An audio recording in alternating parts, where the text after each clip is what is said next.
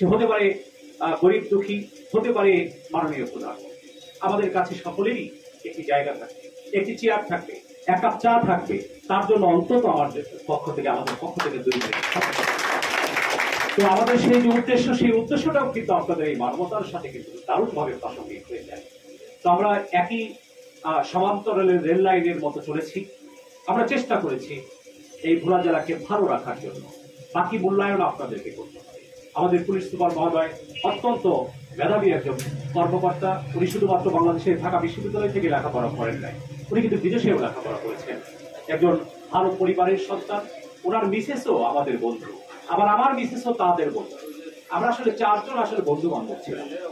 সেখান থেকেই মূলত এইভাবে কাজ করেছি।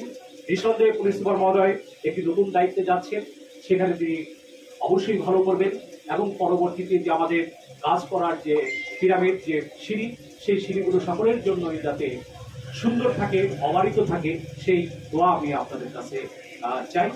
একই সাথে এই মানবতার দোয়ার, মানবতার দেয়াল, এই যে প্রতিষ্ঠান, এই প্রতিষ্ঠানটার সাথে আমাদের একটি আত্মিক সম্পর্ক রয়েছে।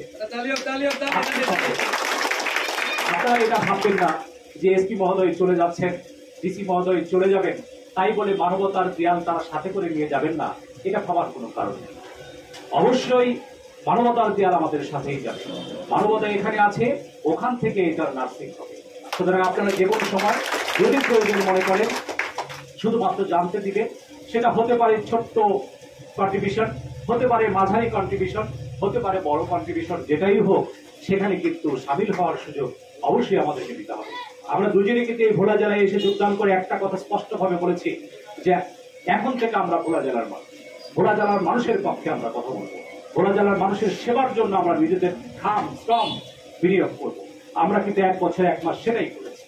ইভেন এই যে এত কিছু সহিংসিত হয়েছে, আমাদের পক্ষ থেকে আমাদের যারা সন্তান সমতুল্য তাদের এগেন্স্টে কিন্তু একটি লাঠি উঠে নাই, একটি গুলি উঠে নাই। সুতরাং এই বিষয়গুলো আপনাদেরকে বিবেচনা করে দেখতে হবে।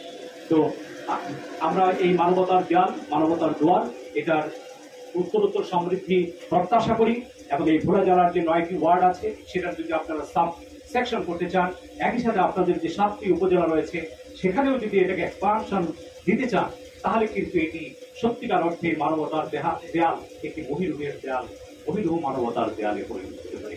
এটি মানুষকে প্রজেক্ট করে আপনাদের সেই কাজগুলো করতে হবে। আমি যতটুকু দেখেছি এটার সাথে আমাদের যে সকল ব্যক্তিবর্গ রয়েছে, আমাদের 1 বছরের যে অবজারভেশন, তার মধ্যে সব সুন্দর মনের মানুষগুলাই কোনো না কোনোভাবে এটার সাথে যুক্ত রয়েছে। সুতরাং আমরা বিশ্বাস করতে চাই, আমরা প্রত্যাশা করতে চাই যে তাদের মাধ্যমে এই মানবতার জোয়ার আরো অনেক দূর এগিয়ে যাবে।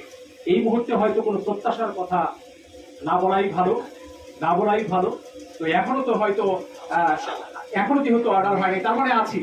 তো আপনারা যদি মনে করেন যে এই মুহূর্তেই কিছু সহযোগিতার প্রয়োজন রয়েছে, তাহলে পরে অবশ্যই আমাকে জানতে দিবেন।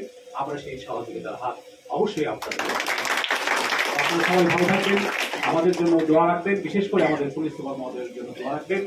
উনি অত্যন্ত ভালো মানুষ, ভালোভাবে এখানে কাজ করে গেছে। যে যদি একটি জায়গায় গুণের সমাধান না হয়, তাহলে পরে কিন্তু পৃথিবীতে দেশে কিন্তু গুণীর জন্ম হবে না। গুণীর জন্ম যদি আমরা না দিতে পারি, তাহলে পরে কিন্তু আমাদের এই নতুন বাংলাদেশ সঠিকভাবে আগাবে। আপনারা সবাই ভালো থাকুন। আপনাদের সকলের কল্যাণ কামনা করে আমি আমার বক্তব্য শেষ করছি। বাংলাদেশ চিরজীবী হোক।